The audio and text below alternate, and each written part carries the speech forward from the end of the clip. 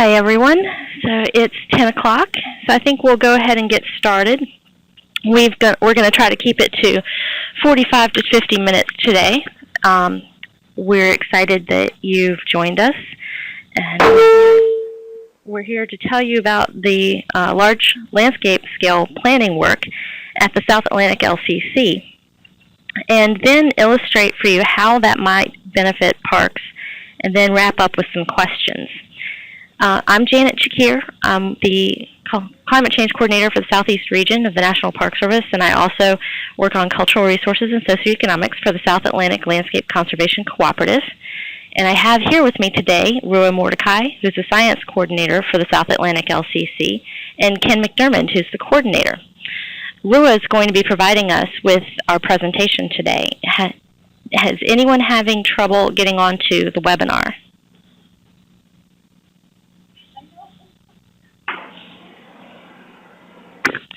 Okay, well, it sounds like we're all set.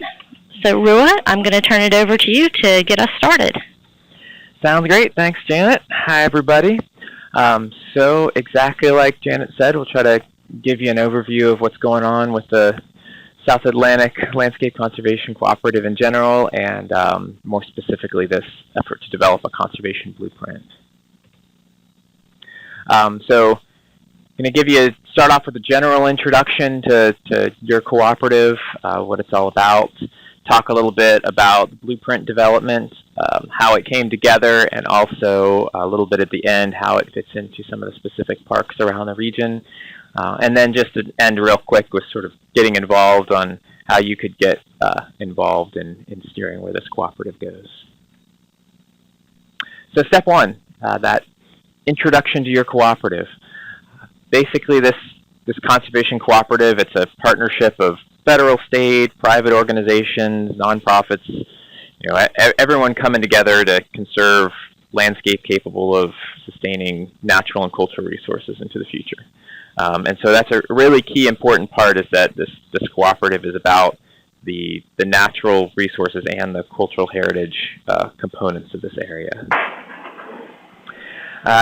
Came about really in response to some of the major changes we're seeing out on the landscape, especially around here, big growth in urban communities now turning into major urban megaregions, sea level rise, climate change, and all these increasing stressors that growing human population and climate change is putting on the region.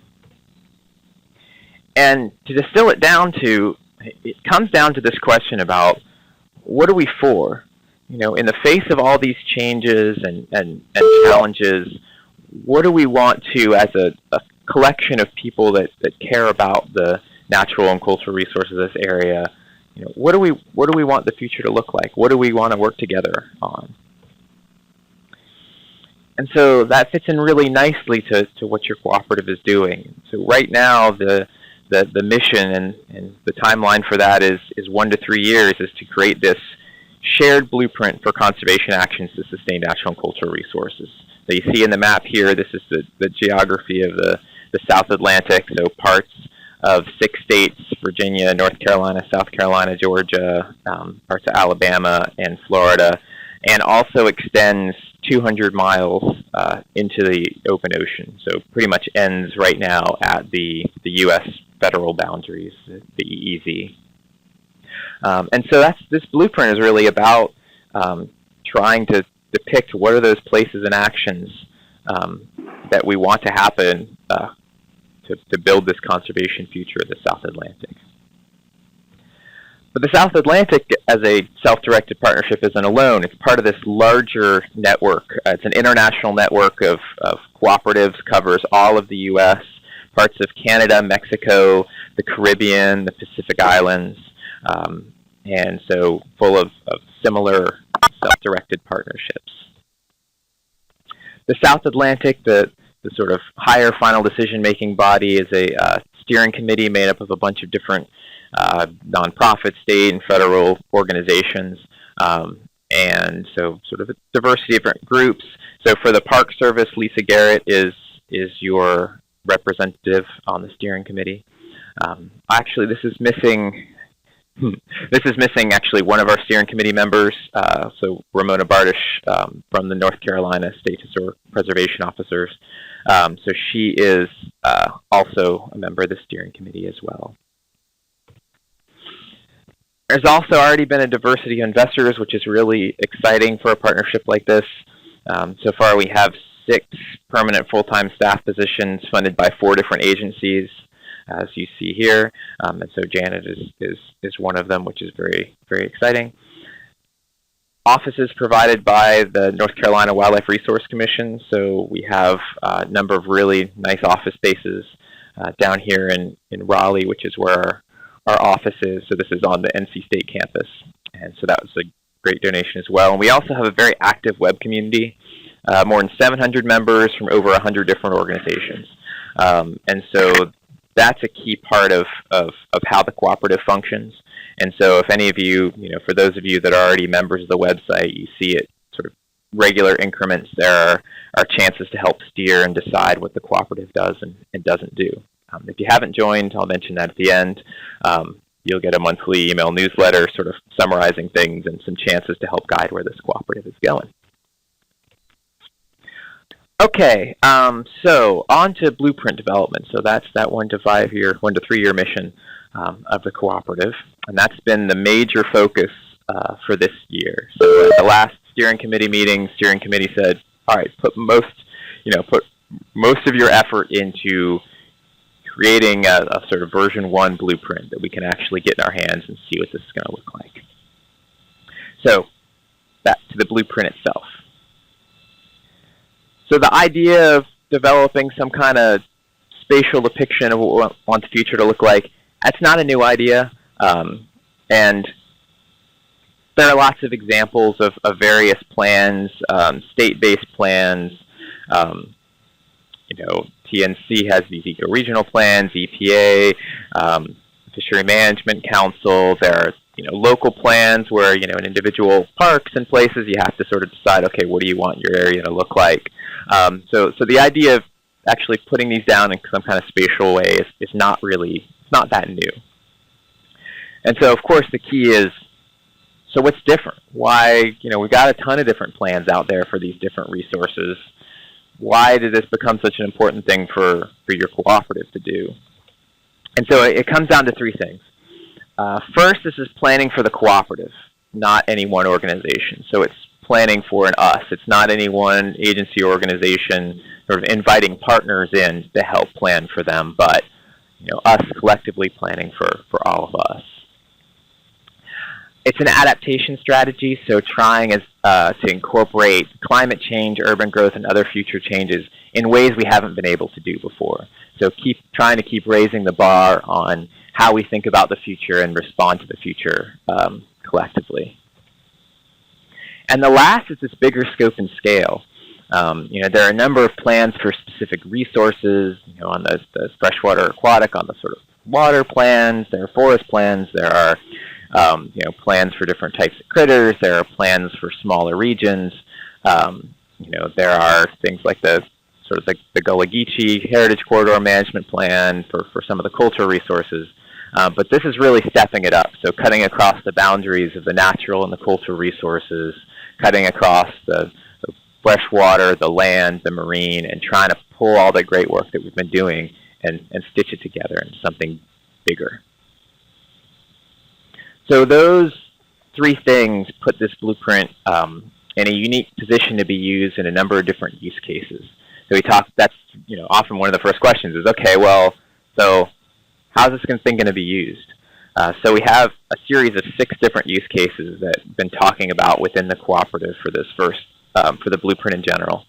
The first is this finding the best places to use current resources. So there are some examples in plans like this being used in individual states and hydrologic regions. But really, this entails things like, where are the best places for new partnerships? Where can different organizations pool their existing grants to get greater benefit for the whole? Those kind of questions. So where do we use what we have right now? The second case is the bringing in some new dollars for conservation. So, working with foundations, national nonprofits, to try to bring some more resources to this area, and also making some of the proposals that come out of this region for more, nationally, regionally competitive proposals more competitive. So this idea of, okay, if we're all collectively working together, that can be really compelling for different audiences and for generating new funds we don't already have. The third relates to our sort of the growing urban communities, energy, transportation, the gray blueprint for the region. And these are really around working near sort of urban communities, working on energy, transportation issues, finding some ways to collectively say, okay, here are some good places for some of these different human uses, and collectively saying here are some places that aren't so good. So that's this guiding infrastructure development, working with urban communities and planners. The fourth is in trying to create incentives as an alternative to regulation. So we've got big issues related to endangered species and water quantity and quality, and are there some ways we can use this blueprint to come up with some creative ways to offset the need for regulation? Are there some ways we can all come together and avoid it coming to that, like it is in some of these other states? And you think about the water wars out in California and some of the challenges down in Florida. Compared to some of those places, we've got a little time to build trust and maybe think of some creative alternatives. The fifth is the how do I fit in? This sort of, especially with climate change, but even broader for other actions as well. But we're all sort of responding at some different level and different scales, working on these a lot of local projects and trying to think about climate adaptation, sea level rise, and okay, well, how do we react and respond to this? But if you look at the literature and think in general, climate adaptation strategies are really landscape scale. So it's all about facilitating movements, corridors, connections. You may have a local adaptation measure in a specific place because that's where a lot of the action happens, in a specific place. But how does that fit into the larger strategy of allowing movement and responding to change? And the last case is related to responding to major disasters. What do we collectively want to do as a community to prepare for the next disaster and build resilience in the system, and also be ready when the next disaster strikes, and be ready with sort of a plan and some ideas of what we want to do in response. So, this comes about with the Gulf of Mexico and Hurricane Sandy, and, there are big changes that happen in the system and big opportunities in the wake and before these disasters. So that's the sort of sixth use case being under discussion. And I mentioned people who are members of the web community having a chance to help guide where the cooperative is doing. I think the most recent one is we actually had a survey out for everyone, getting a little more specific within each of these cases about some specific ways the blueprints could be used, and basically ranking and prioritizing which of these things would you like your cooperative to pursue more over the next year? Okay, so those are some of the different use cases. Progress so far. So far we have, South Atlantic has indicators and targets. This is what we sort of call our shared measures of success. And we have them for the natural resources. They're about ecosystem integrity. So for a series of different ecosystems, 3 specific measures about defining integrity for each of those. So these are things that you would, probably wouldn't be very surprising. So in our freshwater aquatic, we have things like impervious surface, but we also often have things that are collections of species, things like bird indices and others. So it's that a combination of different ways of looking at the system that can collectively define success. And on the cultural side, we have a few measures that define cultural landscapes. And those are nested within those individual ecosystems. So, things like, looking at land use near historic sites that are on the National Historic Register, and longleaf pine for its cultural significance. So each of these came from their own sort of working groups, and we have them out, and they're all being tested right now. Also did a series of regional blueprint workshops, which I'll talk about in a minute, to help people sort of get folks together with diverse expertise, sitting around a table and creating this first version. And now we have a draft 1.0 that's up on the South Atlantic Conservation Planning Atlas. So if you go to the website and look under the overview of the Conservation Blueprint, there'll be a link that'll get you to it so you can explore it. Just wanted to mention, as far as the blueprint development, we've had two major teams that are helping to guide the process and where this goes. First is our conservation design team. So these are some folks from a bunch of different sort of resource perspectives that often when you get partnerships of different organizations coming together, they'll bring on one of these investigators to help them come to some kind of conservation blueprint. So that's the group from a number of different organizations. We also have our user team. And so the user team are really those sort of either you're a decision maker, or you're one step removed, and these potential early adopters. Folks that might be trying to use the blueprint in version 1, so that would basically be over the next year. And so they've helped guide what we're doing and not doing.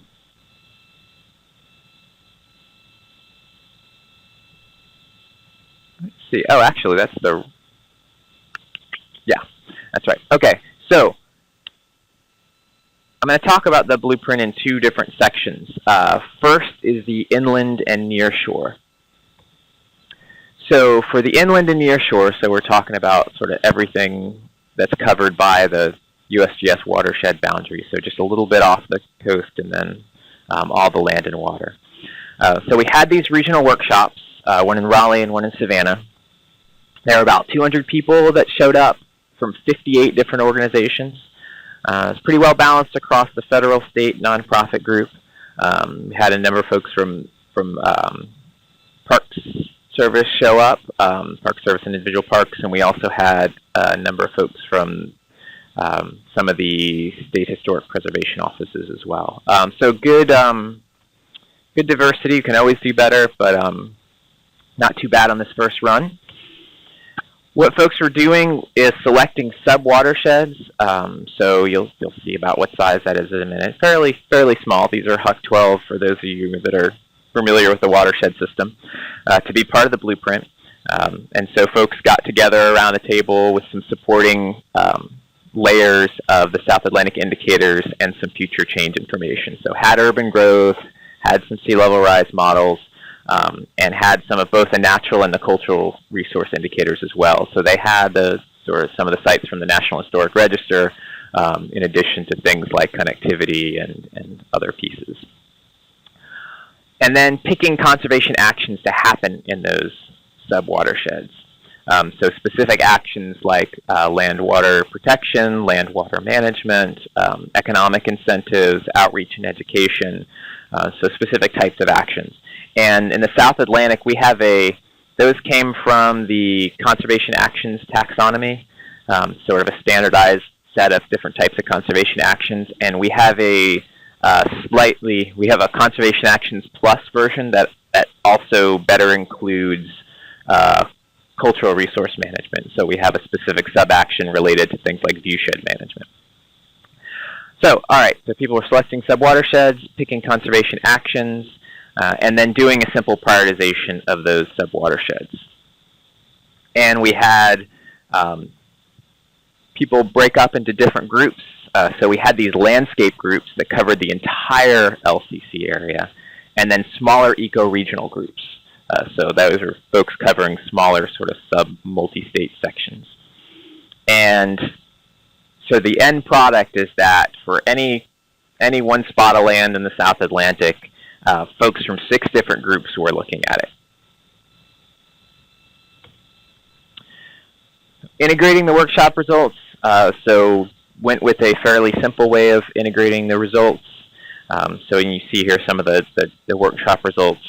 And so we kept it fairly simple. This lighter, the blue is situations where a subwatershed came out as Tier 1, the highest tier, at least once in either the landscape or the smaller ecoregion. So at one scale it came out high, but not in another. And then 2, this darker blue, are basically areas that came out Tier 1 at least once at both scales. So groups that were looking at the whole area in regional importance and at smaller areas both converge on these places. Also pull together existing plans from a number of different organizations, both state and regional plans, integrated those together and put them down to another simple sort of framework of one plan, more than one plan. And so that's sort of roughly how the plan intersection looks.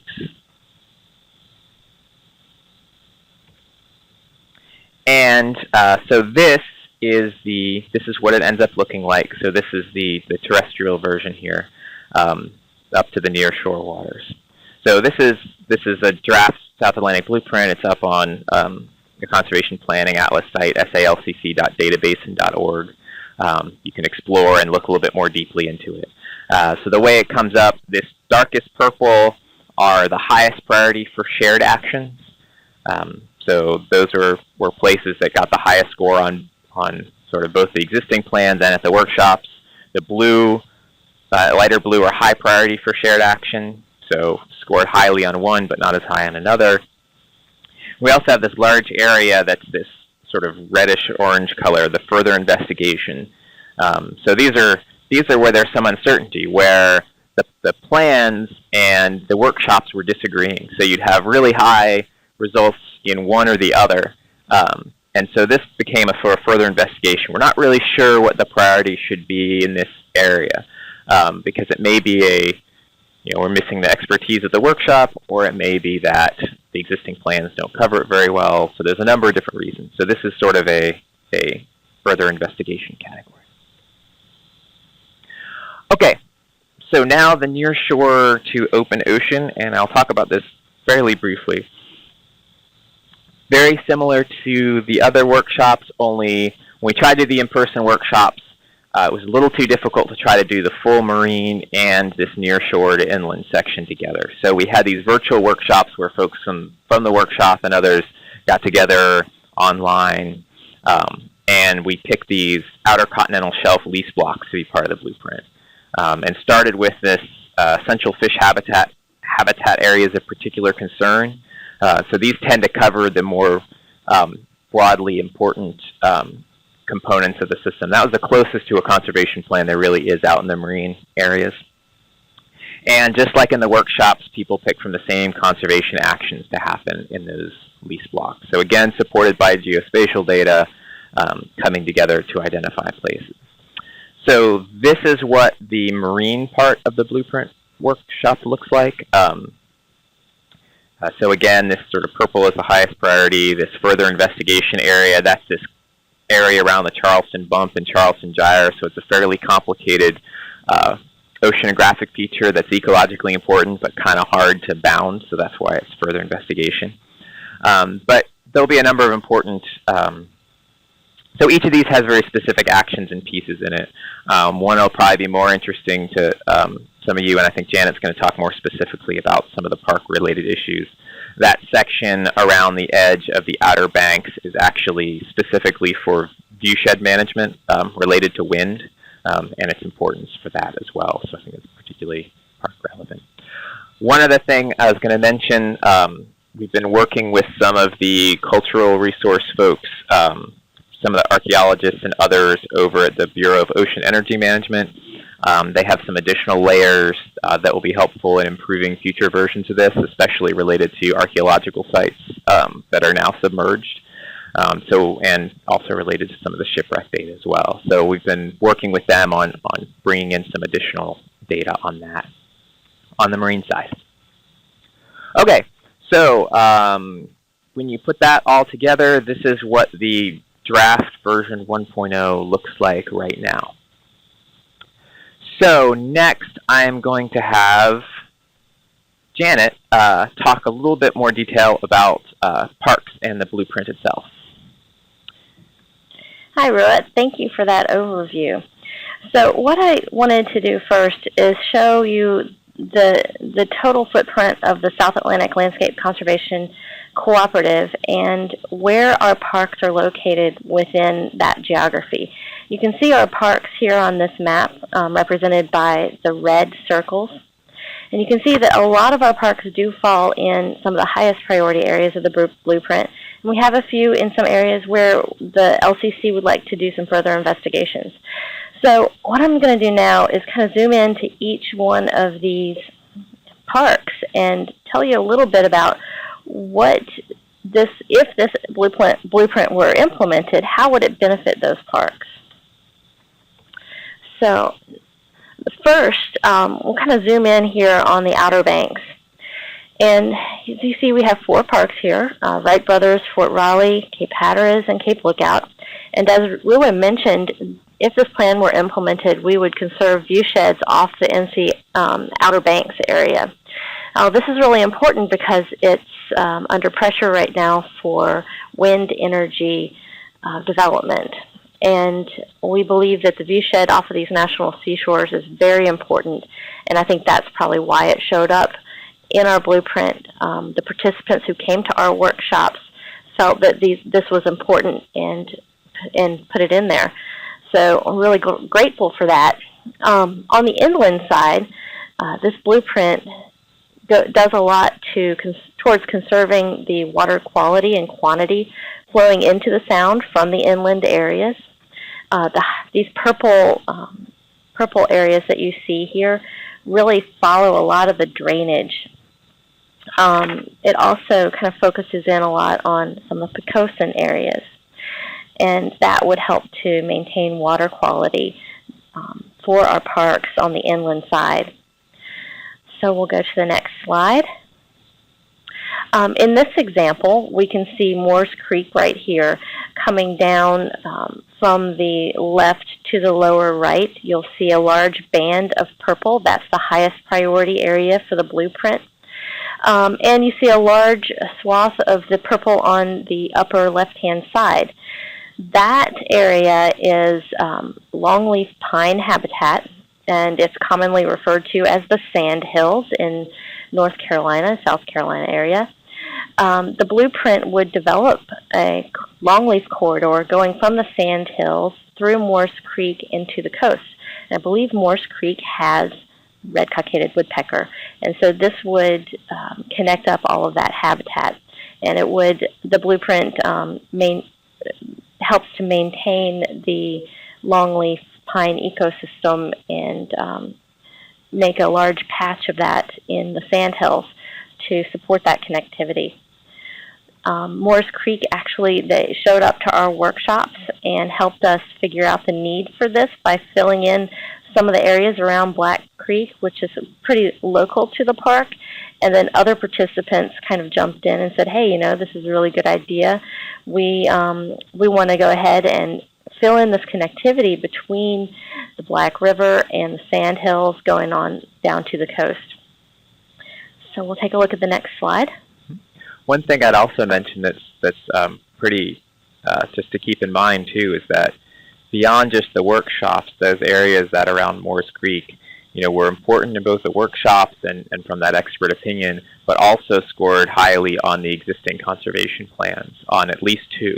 So anytime you look at these purple areas, there's at least 2 existing plans, in addition to these places be important in multiple groups in the workshop at multiple scales. So it's a sort of a lot of things coming together. Thanks, Rua. Yes, That's a good reminder. One of the, I think, really powerful things about this exercise was that we saw a lot of potential for partnering. A lot of people trying to work in the same areas to do either similar things or things that maybe 2 different things in one location that would add up to something even greater if they were both implemented.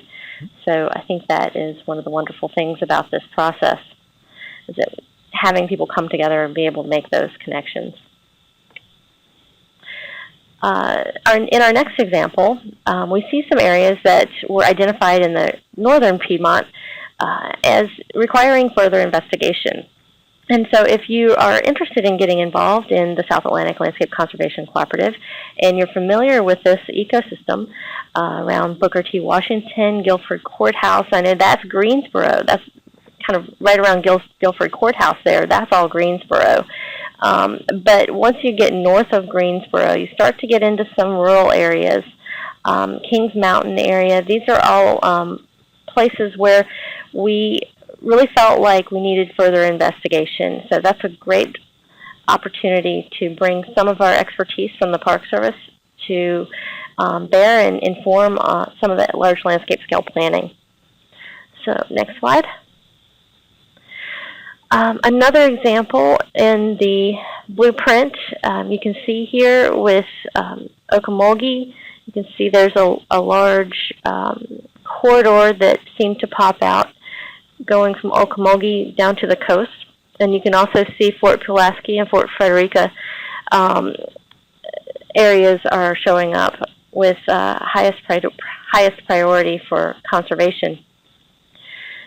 These areas are really important for our cultural history, and they're important ecologically, and so we saw a lot of good synergy around these areas. Next slide.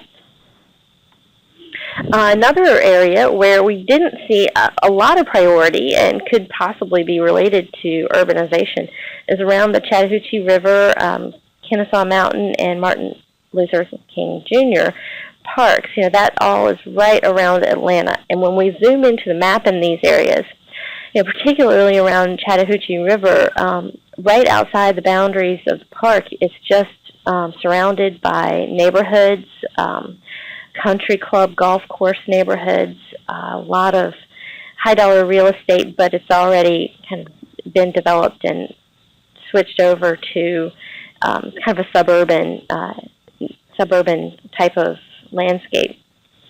So that kind of sprawl is really what we're seeing all across the landscape. As we put this plan together, we looked at future year predicted urbanization, and at some point we'll try to look at that and see where there's high pressure on the landscape. But right now it looks like those areas are just too urban already for us to do a lot. So something to kind of keep in mind, though, as we move in the future is what could we do to benefit some of those areas? Are there conservation actions that could support natural areas that are being surrounded by sprawl or other new types of land use? That's just a question in the future that we can look at. Next slide. So we have the coastal Georgia and northern Florida area that showed up as a fairly high priority in the blueprint. Around Fort Frederica, Cumberland Island are the highest priority areas. We also see that folks indicated it as a high priority to conserve view sheds again. There's probably a lot of pressure from wind development down there. We also recognize it as these coastal areas as being important ecologically. Next slide. And finally, I wanted to tell you about the Gullah Geechee Cultural Heritage Corridor. You know, the Park Service has the charge of providing coordination to the Cultural Heritage Corridor organizations. And we also have regulatory and other jurisdictions over cultural resources. This blueprint focuses a lot of some of the highest priority conservation within the Gullah Geechee Cultural Heritage Corridor. And a lot of folks who were at our workshops were really informed about the Gullah Geechee Corridor and the resources that were identified in their general management plan as being important, and were picking out areas that they knew were important Gullah Geechee locations as high priority. So of course that showed up in multiple other plans, as Rua said, in our analysis. It wasn't just folks showing up at the workshop. It was also looking across other existing planning efforts. So that's really exciting. And I think that is my last slide on park, on looking specifically at how this blueprint might benefit parks. So now I'd like to turn it over to you guys, the audience, and ask you, what are your questions? Do you have any questions about the South Atlantic LCC blueprint, the process, the results, anything like that, while we have Rua here on the line? We've got about 10 more minutes, so I'll turn it over to you now.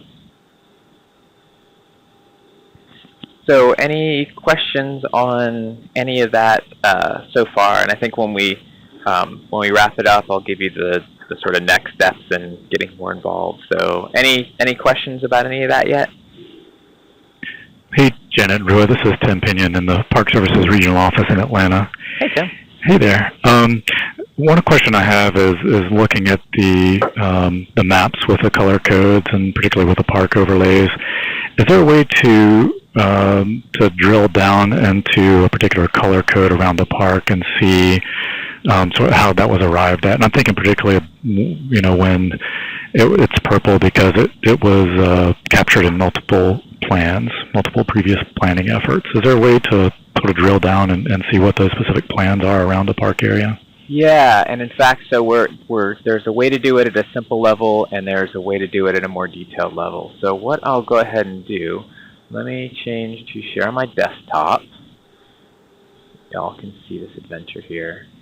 And then I'll show you real quick the full adventure. So we're working on that right now, improving some of the access to viewing it. So here I am on the Conservation Planning Atlas. So this is salcc.databasin.org. I'm going to open up the draft blueprint here. And then we'll zoom into a given spot. So right now we have a fairly simple way of looking at some of the actions and the existing plans right now. So I'm not exactly sure which, I'm just going to grab something at random here just to show you. So you can sort of zoom in. If you have this little I key up at the top to learn more about a particular location. So I'm just going to grab something at random here. And so there are two subwatersheds here. You see it highlighted in yellow. We actually have a video on some details of doing this as well. And so now we've opened this particular spot here. We have the different actions: land, water protection, livelihood, economic and other incentives. And we also have the individual plans. So in this area, there's a priority amphibian and reptile conservation area. It's part of the TNC Eco-Regional Blueprint. And it's a part of the North Carolina Green Growth Toolbox, so the biodiversity, wildlife habitat assessment from that. It's also a priority for the bird joint ventures. So we have this sort of simplified level right now. We're working on adding even more, some of the workshop comments that get into more of the details about the specific resources and actions. So that's something we'll be working on over the next few months, making it even easier to drill down into those things. You can also, if you're thinking at a broader scale, you can also go in here, and this is one of the advanced features that you can do. You can go ahead and create an advanced feature here. And so if I only want to say look at the EPA priority watersheds, I can filter this now and look and say, okay, here's what it looks like only within an existing plan. So there's a few ways you can actually get and look a little bit more detailed at some of these individual places and see where they are and learn what's in them. That's great. Thanks, Rua. We'll be getting better at it over time, so it's a starting point. We actually have some. Louise Vaughn is going to be right now has been doing some prototyping and meeting with some of the different users and drawing out some interface improvements and trying to make it even easier for everyone to use. Thank you. Is it possible for the user to add layers to this map from a drop-down list, like park lands or other conservation lands? Yeah, so there's right now, and again, trying to make this a little easier if we can. So at this very top area, so here I zoomed in to this section, and these are the data sets that have the sort of blueprint areas right here. And at this, there's an Add Dataset button. And so we can browse and look at different layers that are in here. So you can add we have a bunch of maps on sort of flow alteration and urban growth, but I think we can also, let's see if protected, we have the protected areas data set up here. So this is protected areas. This one includes easements too. So we can go ahead and add that to this layer if we want to see even more details. So the base map itself, if you zoom in, has a lot of the sort of park boundaries and pieces, but it doesn't have all the easements and other pieces. So we've got it so you can add other layers immediately to that map. And if you sign in, you can export this as a PowerPoint and other things as well. So we'll be working on, like I said, making it easier to access and add different layers as well beyond that. So here it is. So now we've got both the protected areas database, so I'll turn off the inland version here. So now this is the protected areas database combined with the National Conservation Easement database. So now you can go in and look and check out where the protected areas are, which the areas, and what easements there are as well. All right, thank you. So this is from the North Carolina Coastal Land Trust, so this is one of the easements there.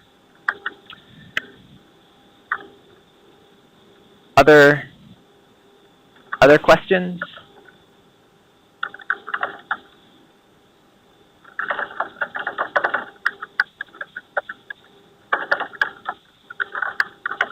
All right, I'm going to go ahead and put this in here. So I'm curious I'm going to go back to this PowerPoint. But as we're doing this, since we've got a smaller group on the phone here, I figure it might be good to just get a general person-by-person sense on how you're feeling about all this, general thoughts. Does it make sense? I'm still confused. And I'm just going to grab people off the participant list. So, Daryl, what do you think? Yes, Daryl. Well, thanks, Rua, for the overview, and Janet for some of the specific issues and challenges facing some of our parks. This is the first time I've really gotten a chance to get a better understanding of the LCC and its how it functions and how we can interact with them. One of the biggest take-homes that I got out of today's presentation was the ability to go into the blueprint and identify who potentially could be partners on issues that parks are facing. Like for the Outer Banks dealing with wind energy, there's a North Carolina task force that the parks have been engaged in that have a lot of the stakeholders already at the table. Mm-hmm.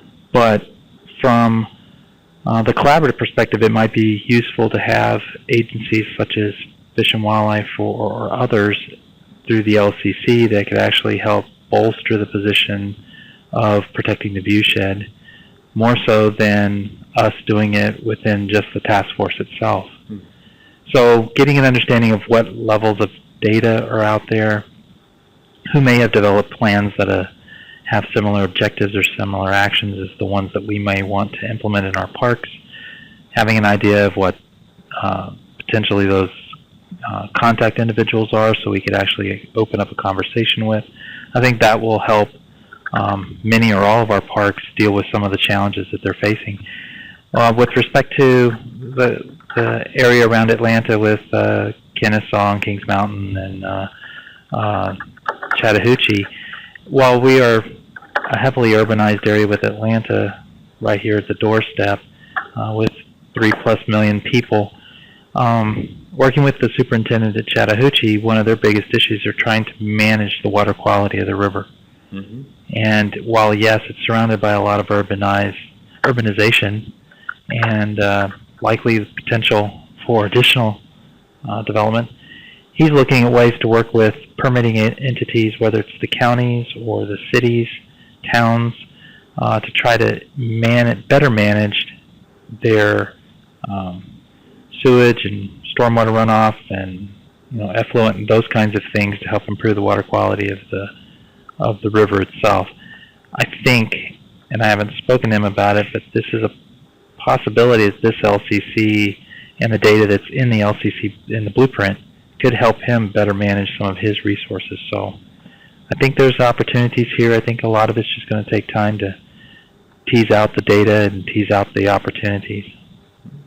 Yeah, that's very good thoughts. I think, and I'd also stress that this is a version 1, intended to be a first cut that we can try to use, learn from, improve. This is definitely not, a long way from perfection, and there are definitely some just given the sort of current knowledge, the way things come together, I think there will be some changes and over the future improvements, especially related to the urban communities. In the Atlanta area, we had less participation from folks in sort of county open space programs, and we're actually made some connections now with the Atlanta Regional Commission and others. But in the workshops and the existing plans, they don't necessarily acknowledge some of the issues you're talking about as well as they could. And I think it'll be interesting to see as things progress over into the sort of next version over the next year of this blueprint, how some of those more complex issues like that you were sort of talking about the importance of, well, you got a major growing area, but the green space within those urban areas, especially when it's large and around water, can have an important role. Yeah, this is Janet. I just want to jump in too and say, this is the first blueprint, and aren't the other LCCs going to be developing them, and then they'll all come together in the Southeast Conservation Adaptation Strategy? And I think there may be a chance to inform the next blueprint to the west that would kind of have even more impacts for the Chattahoochee River. So that's one of those areas potentially where we can collaborate with the other LCC to make sure that we're overlapping and informing both of those plans. And, through this exercise now, we all have an idea of large landscape scale planning and how it can benefit parks. And perhaps we can better track what's happening in those other LCCs as well to see how we could participate and help develop those plans. Really, this is Joe again. With respect to the collaborative and all the agencies, both state and federal and NGOs and whatnot, getting together and working on similar conservation efforts, is there, well, I don't expect that the LCC will have a funding opportunity that people can compete for funding or whatnot, but is there other fund sources that are somewhat tied to the LCC? In other words, if you're part of an LCC and part of a conservation strategy, you get extra points or something like that, or extra consideration for funding opportunities. Yeah, and right. So I would say that's actually one of the that combines into two of the use cases that people are talking about. So one of the ways that people are talking about in some of the different organizations, I know folks from NRCS, some folks from a few different federal agencies have talked about, and actually from some states, additional points for being in the blueprint, sort of exploring that as one thing. And then there's also the exploring the use of the blueprint, as a additional competitive factor in some of these larger plans. I've actually noticed there's, I think one of the Climate Adaptation Fund's grants that came out, there was explicit sort of consideration of whether something was part of a conservation plan that came out of an LCC, one of the national I think it was one of the National Wildlife Foundation or one of them that came out. I saw specifically those mentioned. So that's going to be something for investigation over the next year or so. But it sounds like there's definitely interest in different organizations doing that. Okay, so I know we only have a couple of minutes left here, and so maybe Chris or Michael or Terry, do y'all have any additional sort of thoughts or questions before we close things out?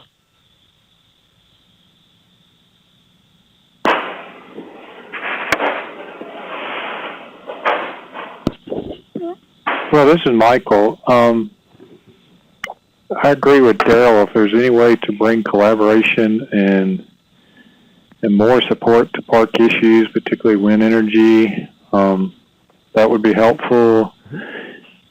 Another issue the Park Service is facing is cultural resources in areas that are going to be affected by climate change or hurricanes, and whether this can somehow help to lead towards a Park Service policy for how we're going to treat cultural resources in these areas. I don't know if this is the mechanism to go there, but that would be of value as well. Because hopefully something like this could at least put together a map of all the cultural resources that are threatened or in these highest priorities or high priorities, and some development for protection or how we're going to manage those resources. Mm-hmm. Yeah, excellent. All right. Well, one quick thing here then, just while we're finishing off, just wanted to give you all sort of the next steps right now. So the final, not exactly final, but so Blueprint 1.0, the steering committee meeting in the South Atlantic is at the end of this month. So that will be a sort of, okay, we have Blueprint 1.0. And then starting in April, it's going to be focusing on achieving some of those actions. So working with different folks that are interested in using the blueprint throughout the year and working on improving it. And then the plan is by spring of 2015, so basically a year from now, to have a 2.0 version. So, okay, it worked great for this. We needed more information on sort of cultural resource threats. We need more information. We need to better consider sort of urban contribution. So that's the kind of stuff we'll be working on over the next year, and supporting all of you as you, if and when you want to sort of try out using the blueprint in some of these different ways we just talked about. And if you haven't, just a reminder to go to the southatlanticlcc.org website and just join the website. So that'll be a good way of keeping up with as things are happening. Especially if there are sort of opportunities with LCC points in funds or chances for helping to prioritize what gets improved in the blueprint, that kind of stuff. You'll get a chance for all that.